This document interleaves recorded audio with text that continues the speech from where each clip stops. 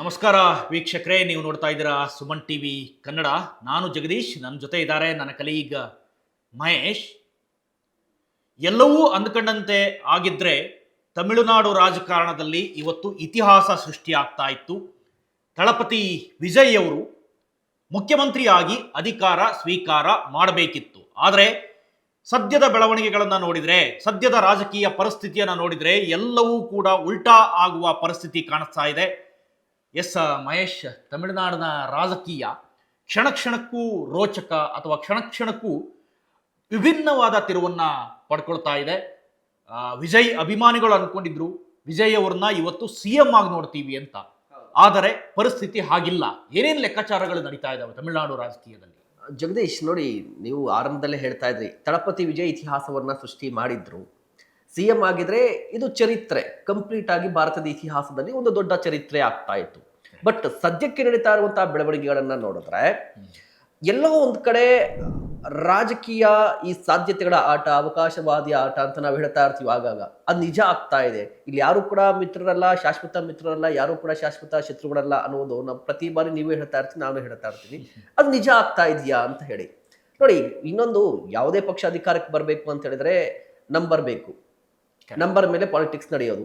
ಈಗ TVK ವಿಜಯ್ ಅವರ ಪಕ್ಷಕ್ಕೆ ಎಷ್ಟು ಬಂದಿದೆ? 108 ಬಂದಿದೆ. 118 ಬರಬೇಕಿತ್ತು ಮ್ಯಾಜಿಕ್ ನಂಬರ್. ಇನ್ನೂ 10 ಸೀಟ್ ಬರಬೇಕಿದೆ. ಸದ್ಯಕ್ಕೆ ಖಾಲಿ, ಯಾರು ಕೂಡ ಬೆಂಬಲ ಕೊಡ್ತಾ ಇಲ್ಲ. ಕಾಂಗ್ರೆಸ್ ಬಂದಿದೆ, ಕಾಂಗ್ರೆಸ್ ಬಹಿರಂಗವಾಗಿ ಬೆಂಬಲ ವ್ಯಕ್ತಪಡಿಸಿದೆ. 5 ಸೀಟ್ ಇದೆ ಕಾಂಗ್ರೆಸ್. 113 ಆಯ್ತು, ಇನ್ನೂ ಕೂಡ 5 ಬಾಕಿ ಇದೆ.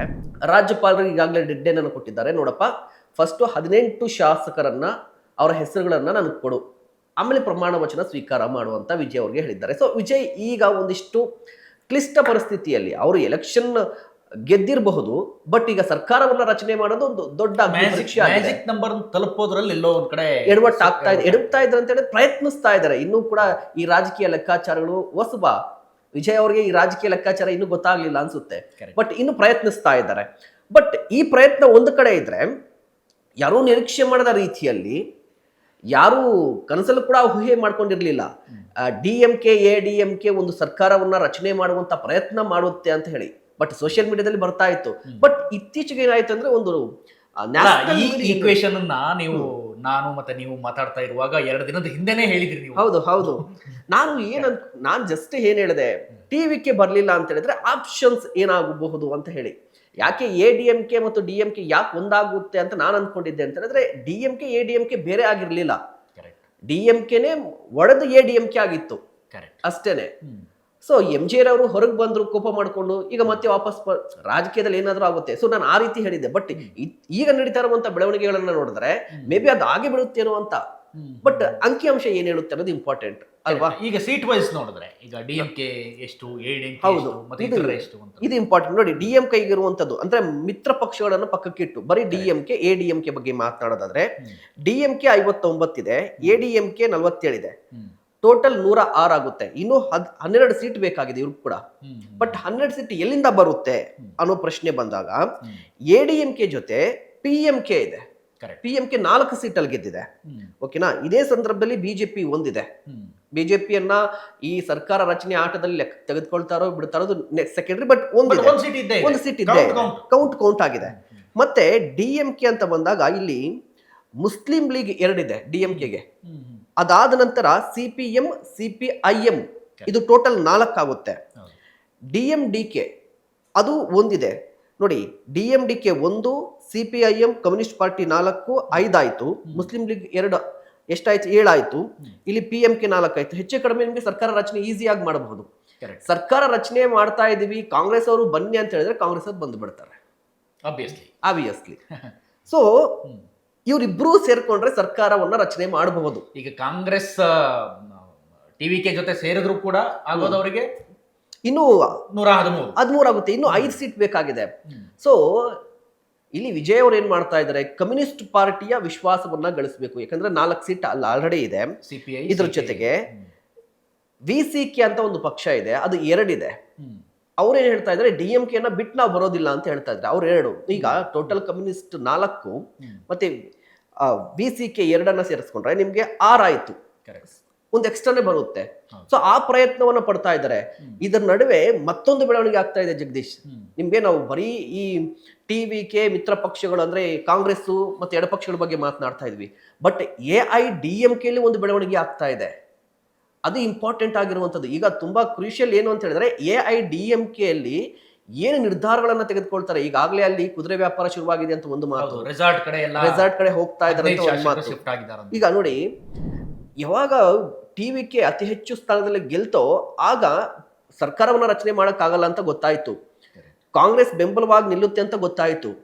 ಅದಾದ ನಂತರ AIDMK ಸಪೋರ್ಟ್ ಮಾಡಬಹುದಾ ಅಂತ ಪ್ರಶ್ನೆ ಬಂತು. AIDMK ಬಟ್ AIDMK ಹೇಗೆ ಸಪೋರ್ಟ್ ಮಾಡುತ್ತೆ? ಆಲ್ರೆಡಿ ಬಿಜೆಪಿ ಜೊತೆ ಮೈತ್ರಿ ಮಾಡ್ಕೊಂಡಿದೆ. ವಿಜಯ್ ಅವರು ಈಗಾಗಲೇ ಒಂದು ಕ್ಲಾರಿಟಿ ಕೊಟ್ಟಿದ್ದಾರೆ, ಸೈದ್ಧಾಂತಿಕ ವಿರೋಧಿ ನನಗೆ ಬಿಜೆಪಿ. ಬಿಜೆಪಿ ಜೊತೆಗಿರುವಂತ AIDMK ಜೊತೆ ಟಿವಿಕೆ ಹೋಗುತ್ತಾ ಅನ್ನುವಂತ ಪ್ರಶ್ನೆ ಬಂದಿತ್ತು. ಮತ್ತೆ ಪಳನಿಸ್ವಾಮಿ ಅವರು ಕೂಡ ಹೇಳ್ತಾ ಇದ್ರು, ಪಳನಿಸ್ವಾಮಿ ಅವರು ಯಾವುದೇ ಕಾರಣಕ್ಕೂ ಕೂಡ ನಾವು ಟಿವಿಕೆ ಜೊತೆ ಹೋಗಲ್ಲ ಅಂತ ಅವ್ರು ಹೇಳ್ತಾ ಇದ್ರು.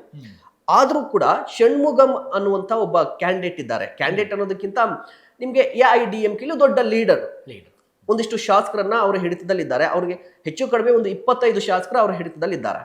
ಸೊ ಷಣ್ಮುಗಂ ಅವರು ಹೇಳ್ತಾ ಇರುವಂತದ್ದು, ಇಲ್ಲ ಟಿವಿಕೆ ಸಪೋರ್ಟ್ ಮಾಡೋಣ ನಾವು, ಅಂದ್ರೆ ಬಿಜೆಪಿ ಸಖ್ಯವನ್ನ ಬಿಟ್ಟು ಟಿವಿಕೆ ಜೊತೆ ನಾವು ಹೋಗೋಣ, ಸಪೋರ್ಟ್ ಮಾಡೋಣ ಅಂತ ಹೇಳಿ. ಅದೇ ಸಂದರ್ಭದಲ್ಲಿ ಟಿವಿಕೆ ಪಕ್ಷದ ಒಬ್ಬ ಶಾಸಕ ಕೂಡ ಹೇಳಿದ್ದ, ಇಲ್ಲ ನಾವು 150ಕ್ಕೂ ಹೆಚ್ಚು ಶಾಸಕರು ನಮ್ಗೆ ಬೆಂಬಲ ಕೊಡ್ತಾರೆ, ಅಂದ್ರೆ 150 ಸೀಟ್ ನಮ್ದು ಬಲಾಬಲ ಆಗ್ಬಿಡುತ್ತೆ ಅಂತ ಹೇಳಿ. ಸೊ ಎಲ್ಲರೂ ಕೂಡ ಅಂದಾಜು ಮಾಡ್ತಾ ಇದ್ರೆ ಈಗ AIDMKಯಲ್ಲಿ ಏನಾಗುತ್ತೆ ಅನ್ನೋದು ಇಂಪಾರ್ಟೆಂಟ್. AIDMK ಏನಾದ್ರೂ ಹೊಡೆದು ಬಿಟ್ರೆ ಇದು ಹೊಡೆಯೋದು ಹೊಸದೇನಲ್ಲ, ಈ ಹಿಂದೆ ಪನ್ನೀರ್ ಸೆಲ್ವಂ ಆಗಿತ್ತು. ಸೊ ನಿಮ್ಗೆ AIDMKಲ್ಲಿ ಗಟ್ಟಿ ನಾಯಕತ್ವ ಇಲ್ಲ. ಈ ಕಾರಣಕ್ಕಾಗಿ ಇಬ್ಬಾಗ ಆದ್ರೂ ಕೂಡ ಆಗಬಹುದು. ಒಂದ್ ವೇಳೆ ಇಬ್ಬಾಗ ಆದ್ರೆ, ಷಣ್ಮುಗಂ ನೇತೃತ್ವದಲ್ಲಿ ಇಬ್ಬಾಗ ಆದ್ರೆ ಆ ಷಣ್ಮುಗಂ ಬಣ ಕಂಪ್ಲೀಟ್ ಆಗಿ ಟಿವಿಕೆ ಬರುತ್ತೆ. ಆಗ 20 ಸೀಟ್ ಅಂತ ತೆಗೆದುಕೊಂಡ್ರೆ ದೊಡ್ಡ ಮೆಜಾರಿಟಿ ಟಿವಿಕೆಗೆ ಆಗುತ್ತೆ. ಇನ್ ಮಿಕ್ಕಿದೆಲ್ಲ ಪೋರ್ಟ್ಫೋಲಿಯೋ ಅದು ಇದೆಲ್ಲ ನಾರ್ಮಲ್ ಆಗಿ ನಡೆಯುತ್ತೆ. ಬಟ್ AIDMKಲಿ ಏನಾಗುತ್ತೆ ಅನ್ನೋದ್ರ ಮೇಲೆ ಟಿವಿಕೆ ಸರ್ಕಾರ ರಚನೆ ಆಗುತ್ತೆ. ಅದೇ ಸಂದರ್ಭದಲ್ಲಿ DMK ADMK ಇಲ್ಲಿ ಸ್ಟಾಲಿನ್ ಅವರು ಏನ್ ನಿರ್ಧಾರವನ್ನ ತೆಗೆದುಕೊಳ್ತಾರೆ, ಮತ್ತೆ ಆ ಮನಸ್ಸು ಮಾಡ್ತಾರಾ, ಮತ್ತೆ ಒಂದಾಗ್ಲಿಕ್ಕೆ ಮನಸ್ಸು ಮಾಡ್ತಾರಾ ಅನ್ನೋದ್ರ ಮೇಲೆ ಈ ಎರಡೂ ಪಕ್ಷಗಳು ಸೇರಿ ಸರ್ಕಾರ ರಚನೆ ಆಗೋದು ಡಿಸೈಡ್ ಆಗುತ್ತೆ. ಮಹೇಶ್, ಕಳೆದ 30-40 ವರ್ಷದಿಂದ ಒಂದ್ಸಾರಿ ಇವರು ಅಧಿಕಾರದಲ್ಲಿ, ಇನ್ನೊಂದ್ಸಾರಿ ಇವರು ವಿರೋಧ ಪಕ್ಷದಲ್ಲಿ, ಈ ಸೈದ್ಧಾಂತಿಕವಾಗಿ ವಿರೋಧ ಮಾಡ್ಕೊಂಡಂತೆ ಬಂದಂತ ನಾಯಕರು ಈ ಸಂದರ್ಭದಲ್ಲೂ ಒಟ್ಟಾಗೋ ಸಾಧ್ಯತೆ ಎಷ್ಟರ ಮಟ್ಟಿಗಿದೆ? ನೀವು ಈ ಸಿದ್ಧಾಂತದ ಬಗ್ಗೆ ಮಾತನಾಡೋದಾದ್ರೆ ನೋಡಿ, DMK AIDMK ಅಣ್ಣಾ DMK ಎರಡೂ ಸಿದ್ಧಾಂತಗಳು ಒಂದೇ. ನಿಮ್ಗೆ ದ್ರಾವಿಡ ಅಸ್ಮಿತೆ, ಎರಡು ಸಿದ್ಧಾಂತಗಳು ಒಂದೇನೆ. ದ್ರಾವಿಡರ ಬಗ್ಗೆ ಯೋಚನೆ ಮಾಡ್ತೀವಿ ನಾವು, ತಮಿಳಿಗರ ಬಗ್ಗೆ ಯೋಚನೆ ಮಾಡ್ತೀವಿ, ಈ ದ್ರಾವಿಡ ಸಂಸ್ಕೃತಿಯನ್ನ ಎತ್ತಿ ಹಿಡಿತೀವಿ ಅನ್ನೋದು ಅಜೆಂಡಾ ಒಂದೇ, ಸೈದ್ಧಾಂತಿಕವಾಗಿ ಫೈನಲ್ ಅಜೆಂಡಾ ಒಂದೇ.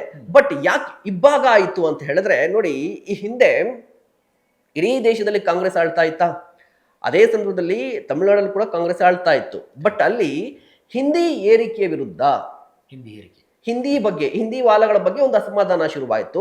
ಆಗ DMK ಹುಟ್ಕೊಳ್ತು.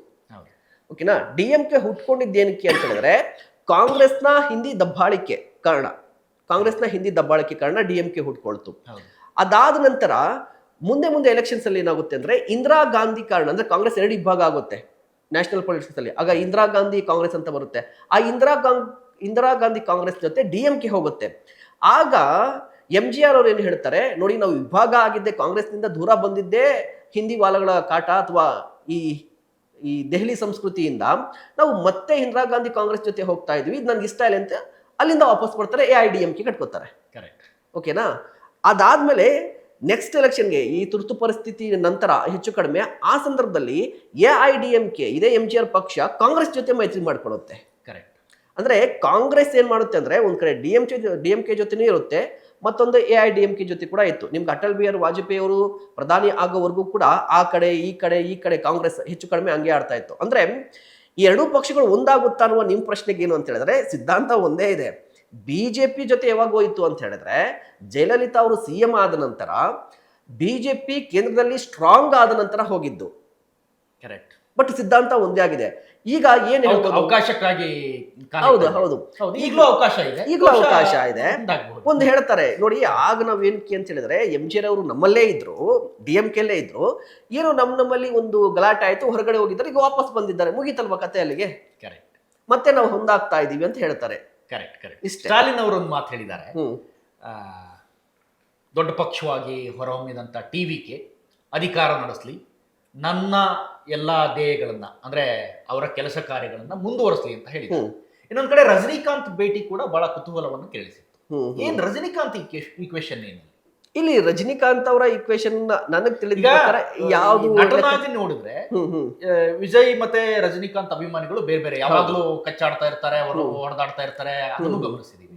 ಸೊ ಈಗ ರಜನಿಕಾಂತ್ ಏನು ಸ್ಟಾಲಿನ್ ಅವರು ಪರವಾಗಿ ಹೋಗಿದ್ದ ಏನಂತ? ಇಲ್ಲಿ ನೋಡಿ, ರಜನಿಕಾಂತ್ ಅವರು ಪಕ್ಷ ಕಟ್ತಾರೆ, ಸಿಂಬಲ್ ಕೂಡ ಬಂದಿತ್ತು. ಇನ್ನೇನು ಎಲೆಕ್ಷನ್ ಬರ್ತಾರೆ ಅಂದ್ರೆ ಹೆಲ್ತ್ ಇಶ್ಯೂ ಅಂತ ಆಯ್ತು. ಸೊ ರಜನಿಕಾಂತ್ ಅವರು ಏನ್ ಮಾಡ್ತಾ ಇದ್ರು ಅಂತ ಹೇಳಿದ್ರೆ, ಗಟ್ಟಿ ನಿರ್ಧಾರವನ್ನ ತೆಗೆದುಕೊಳ್ಳಿಲ್ಲ, ಧೈರ್ಯ ಮಾಡಲಿಲ್ಲ, ಮುನ್ನುಗ್ಲಿಲ್ಲ. ಯಾಕೆ ಮುನ್ನುಗ್ಲಿಲ್ಲ ಅಂತ ಹೇಳಿದ್ರೆ, ನೋಡಿ ರಜನಿಕಾಂತ್ ಅವರು ಪಾಲಿಟಿಕ್ಸ್ ಬರ್ತೀನಿ ಅಂತ ಹೇಳಿದಾಗ ಅಲ್ಲಿರುವಂತ ಲೋಕಲ್ ಪಾರ್ಟೀಸ್ ನ 2 ಪಕ್ಷಗಳು DMK ADMK ವಿರುದ್ಧವೂ ಮಾತನಾಡಲಿಲ್ಲ, ಸಿದ್ಧಾಂತವನ್ನ ಗಟ್ಟಿಯಾಗಿ ಹೇಳಲಿಲ್ಲ. ಪಕ್ಷ ಸ್ಥಾಪನೆ ಸಂದರ್ಭದಲ್ಲಿ ನನ್ನ ವಿರೋಧಿಗಳು ಇವರು ಅಂತ DMK ಟೀಕೆ ಮಾಡಲಿಲ್ಲ, ADMK ಟೀಕೆ ಮಾಡಲಿಲ್ಲ. ಅದೇ ಸಂದರ್ಭದಲ್ಲಿ ಈ ವಿಜಯ್ ಅವರು ಗಟ್ಟಿಯಾಗಿ ಹೇಳಿದ್ರಲ್ವಾ, ಬಿಜೆಪಿ ನನ್ನ ಸೈದ್ಧಾಂತಿಕ ವಿರೋಧಿ, DMK ನನ್ನ ವಿರೋಧಿ ಅಂತ.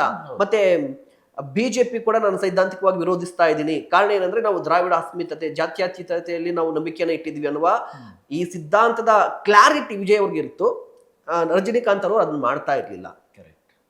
ಸೊ ಈಗ ಭೇಟಿ ಆಗಿದ್ರು ಕೂಡ ಸುಮ್ಮನೆ ಭೇಟಿ ಆಗಿರಬಹುದು ಅಷ್ಟೇ. ಇದಕ್ಕೆ ರಾಜಕೀಯವಾಗಿ ಏನಾದ್ರು ಲಿಂಕ್ ಸಿಗುತ್ತಾ ಅಂತ ಹೇಳಿದ್ರೆ, ರಜನಿಕಾಂತ್ ಅವರಿಗೆ ರಾಜಕೀಯವಾಗಿ ಏನಾದ್ರು ಹೋಲ್ಡ್ ಇದೆಯಾ ಅನ್ನೋದು ಪ್ರಶ್ನೆ ಬರುತ್ತೆ. ಸೊ ಸದ್ಯಕ್ಕೆ ಹೋಲ್ಡ್ ಇಲ್ಲ.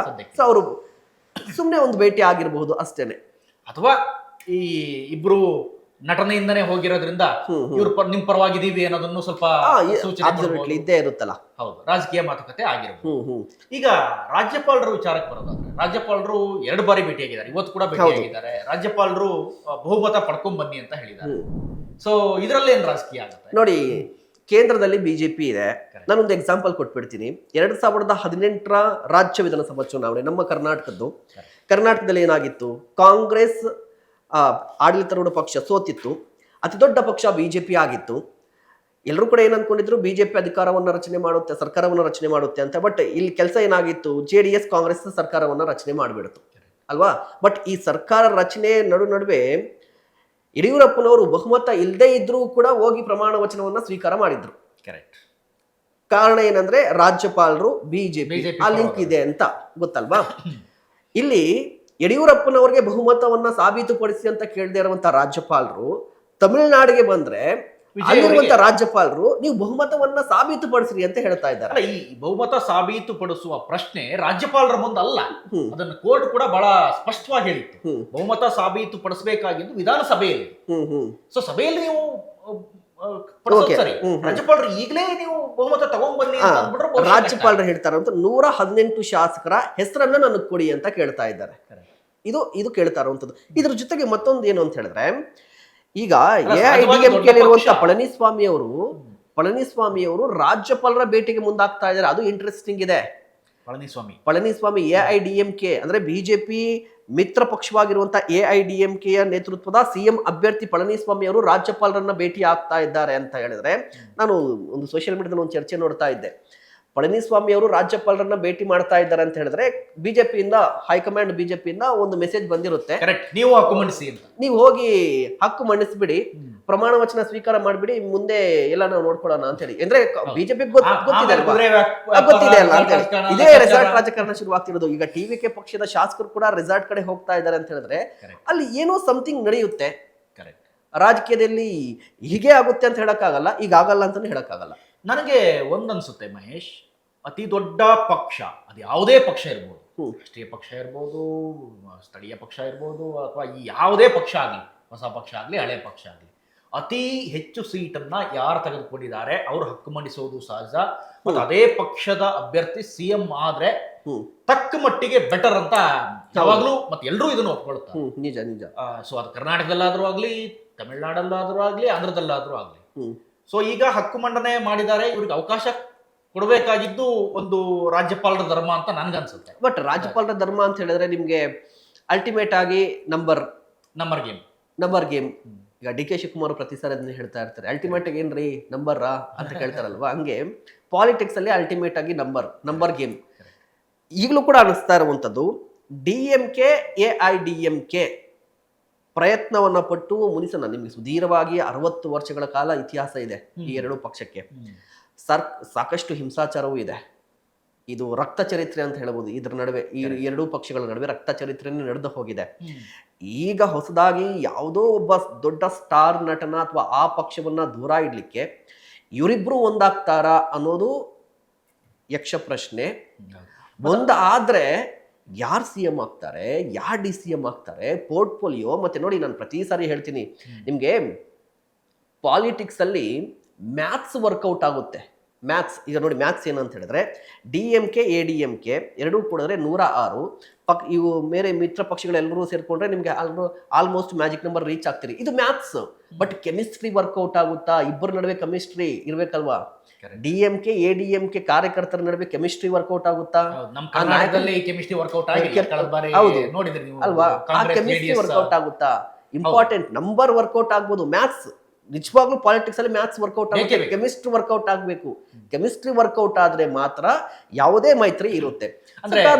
ಹೇಳ್ತಾ ಇರೋದು ಒಂದಂತೂ ಸ್ಪಷ್ಟ, ಇಲ್ಲಿ ಯಾರೇ ಅಧಿಕಾರ ಹಿಡೀಲಿ, ಒಂದ್ ಕಡೆ ವಿಜಯ್ ಅವ್ರು ಬರ್ಲಿ, ಇನ್ನೊಂದ್ ಕಡೆ ಸ್ಟಾಲಿನ್ ಬರ್ಲಿ, ಇನ್ನೊಂದ್ ಕಡೆ ಪಳನಿಸ್ವಾಮಿ ಬರ್ಲಿ, ಅಥವಾ ಮೂರನೇ ಅಭ್ಯರ್ಥಿ ಇನ್ಯಾರೋ CM ಆಗ್ಬಿಡ್ಲಿ, ಹಗ್ಗದ ಮೇಲಿನ ನಡುಗೆ ಅನ್ನೋದಂತೂ ಸುಳ್ಳಲ್ಲ ಈ 5 ವರ್ಷಕ್ಕೂ. ಬಟ್ ಇಲ್ಲ ಇಫ್ ಇನ್ ಕೇಸ್ ಏನಾದ್ರು DMK ADMK ಪಕ್ಷ ಅಧಿಕಾರಕ್ಕೆ ಬಂದಾಗ ರಿಸ್ಕ್ ಇದೆ. ಸರ್ಕಾರವನ್ನು ಉಳಿಸ್ಕೊಳ್ಳೋದು ರಿಸ್ಕ್ ಇದೆ. ಇಫ್ ಇನ್ ಕೇಸ್ ಏನಾದ್ರು ವಿಜಯ್ ಅವರ ನೇತೃತ್ವದಲ್ಲಿ TVK ಬಂದ್ರೆ, TVK ಅಧಿಕಾರ ನೋಡಿ, ಈಗ ಬೇಕಿರುವಂತದ್ದು 5 ಸೀಟ್ ಮಾತ್ರ. 5 ಸೀಟ್ ಮ್ಯಾಜಿಕ್ ಮಾಡಿದ್ರೆ ಆಗುತ್ತೆ. ಮತ್ತೆ ಬರುವಂತವ್ರಿಗೂ ಕೂಡ ಒಂದು ಪೋರ್ಟ್ಫೋಲಿಯೋ ಅಂತ ಲೆಕ್ಕಕ್ಕೆ ತಗೊಂಡ್ರು ಕೂಡ 5 ಜನ ಪೋರ್ಟ್ಫೋಲಿಯೋ ಅಂತ ಕೊಟ್ರೆ ಯಾರು ಅಧಿಕಾರವನ್ನ ಬಿಟ್ಟು ಹೋಗಲ್ವಲ್ಲ ನಿಮ್ಗೆ. ಮತ್ತೆ ಕಾಂಗ್ರೆಸ್ ಕೂಡ ಸೆಳೆಯೋದಿದ್ರು ಕೂಡ ಈ TVK ಪಕ್ಷದವ್ರನ್ನೇ ಸೆಳಿಬೇಕು.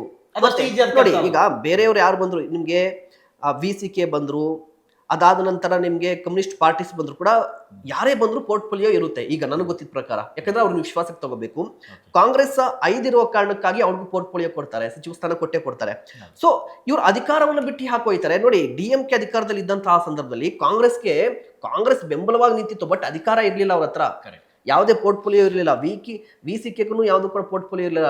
CPI ಕೂಡ ಯಾವುದೇ ರೀತಿ ನಿಮ್ಗೆ ಸಚಿವ ಸ್ಥಾನ ಇರಲಿಲ್ಲ. ಅಂದ್ರೆ ಅವರು ಹೆಸರಿಗೆ ಮಾತ್ರ ಅವರ ಮಿತ್ರ ಪಕ್ಷ ಅಧಿಕಾರದಲ್ಲಿತ್ತು, ಬಟ್ ಅಧಿಕಾರ ಇರಲಿಲ್ಲ.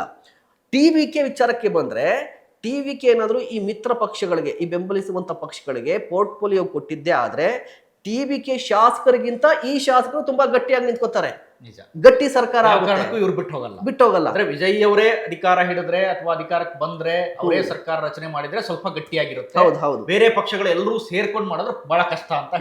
ನಿಜ. Okay thank you Mahesh. ಬಹಳಷ್ಟು ವಿಚಾರಗಳನ್ನ ನಮ್ಮ ವೀಕ್ಷಕರಿಗೆ ತಿಳಿಸ್ಕೊಟ್ರಿ.